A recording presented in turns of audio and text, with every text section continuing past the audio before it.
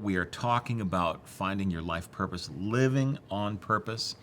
And how does God bring you into that place where you're finally getting to where He wants you to go? And you were pursuing what you believed was His purpose for you as you were going after ministry, Yeah. youth ministry. Then God took you on a trip to Haiti. You saw your eyes were filled with a lot of poverty, I'm sure. Yeah. You came back, God started working you through some things, and then He told you, He said, son, He wants you to be an entrepreneur. Now, that seems different than in traditional Christianity.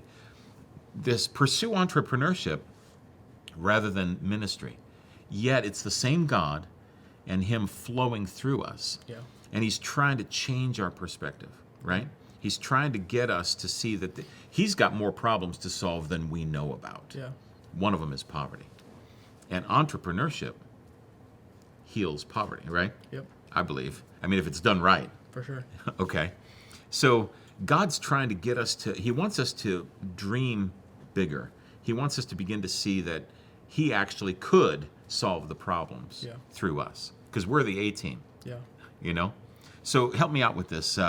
What kind of shift in your thinking and maybe expanding so that you could see more from God's perspective, what He wanted you to do? Well, I think, there was kind of at least for me, I had this like grand idea of what it would look like, but I also didn't fully know. So it's kind of Sure. like a full picture, but not fully. Right. And in hindsight, looking back, I think what expanded that dream and also brought clarity to that dream was really just action and prayer. So That's good. the whole time, whatever the dream is that you think God may be putting on your heart, I think it's important to be praying and seeking God continually. Like, Proverbs says, acknowledge Him in all your ways and He'll make straight your paths. Like, I really, really firmly believe that.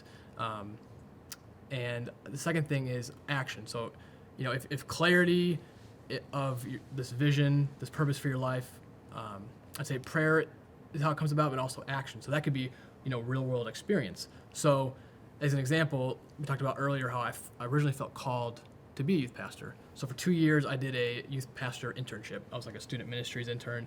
And that was great because the action of being that intern brought clarity to my life in the sense that I realized that wasn't what God was calling me to.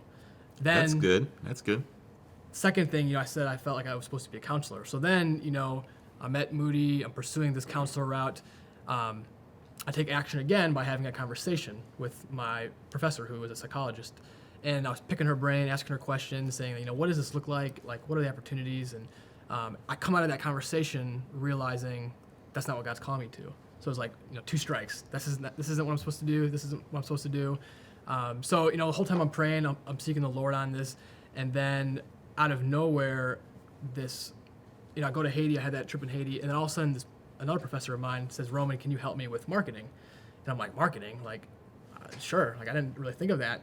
So he's like, okay, great. What's your rate? My rate? I don't know. Like, I've never charged for this. Nice. So in some ways, this calling of business kind of came into my life. Like Right. Haiti was one thing, conversations was another thing, but then also God brought opportunities and people into my life that kind of confirmed that as well. So this one client, led into another client, and then it just kind of grew from there as well. So I think, stepping back for a second, acknowledge the Lord, be praying, ask for clarity daily, believe that He will bring the clarity to your life, but then also look at what are the action steps, like small action steps that I can take. What are the conversations I can have? What are the real world experiences? So what is He putting in your path too? Exactly. I mean, because the Lord was right there in the midst of those people saying, hey, Roman, could you do this for me? That goes back to your verse in Proverbs that you said the other day about the matters of a man's heart are deep waters, but a man of understanding draws them out. Yep. And I believe that it was as that, was it a professor or whatever, asked you, hey, what's your rate? I need you to help me with this. What's your rate? All of a sudden, without knowing it, or let's say metaphorically, He's reaching down on the inside of you and saying, I want what's in there. God is using him to pull out that purpose in me. Exactly. And, in the other 2 situations, I didn't feel God's peace. Like the Lord wasn't in this, the Lord wasn't in this, but then when this happened, I felt God's peace in that. Okay, so you're saying follow after peace as Yes, well. which comes about through the prayer and action. Yeah. Because if you're just praying but you're not ever taking any action, you're never going to know, well, God was in this, God was not in this. If you're just staying in your room. Okay, so some people say, well, like, I definitely don't want to ever do this. And then if all of a sudden God starts to lead him in that direction, God's got to surpass their heart Yeah. and get that no to become a yes. Exactly. And that was my situation too. Like, I remember, this is pre Haiti, like pre-counselor. This is when I'm a freshman at Moody, and I still think I'm going to be a youth pastor. I remember telling myself, like, it is wrong to make a certain amount of money, and I will never, ever do that because it's wrong. And God had to really rework that mentality in my mind, because I, for a long time, thought it was wrong for Christians to not be in ministry, aka not be in church or Yeah. traditional ministry. And I also thought it was wrong for Christians to make a lot of money. So God had to really bypass that in me. Yeah. And he did through these experiences and through these opportunities and Awesome. through his Spirit. But you're right. There is for a lot of people, there is a kind of undoing that happens in them. My pastor, Bill Winston, he said, if you got $1 million, and he said, if you think that's enough, he said, you cannot feed a nation with $1 million. I'm like, well, wow, you're trying to solve a much different problem than what I'm trying to solve. I'm trying to pay my rent. And he's trying to feed a nation. Yeah. Okay, so it's the scope of what we're called to and the field that God puts before us. Yeah. That is to determine, how much money you could make or should make, all that.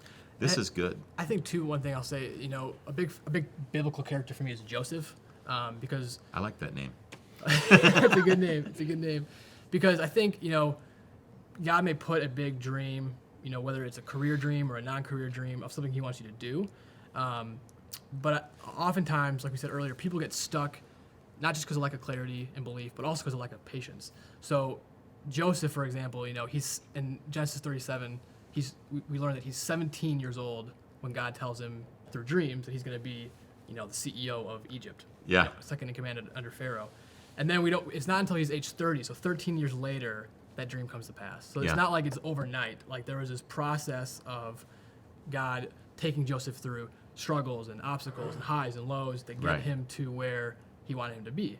So I think, it's important to remember, when God gives you a purpose or a calling and it becomes clear, recognize that it's going to require patience to get to Okay. where He's wanting you to be. It's not just going to happen overnight. Well, let's take up there tomorrow. Listen, friends, I hope you're enjoying this. We're talking with Roman Randall about finding your life purpose, and this is just good, man. I do appreciate you talking with us. God bless you. We'll be back tomorrow.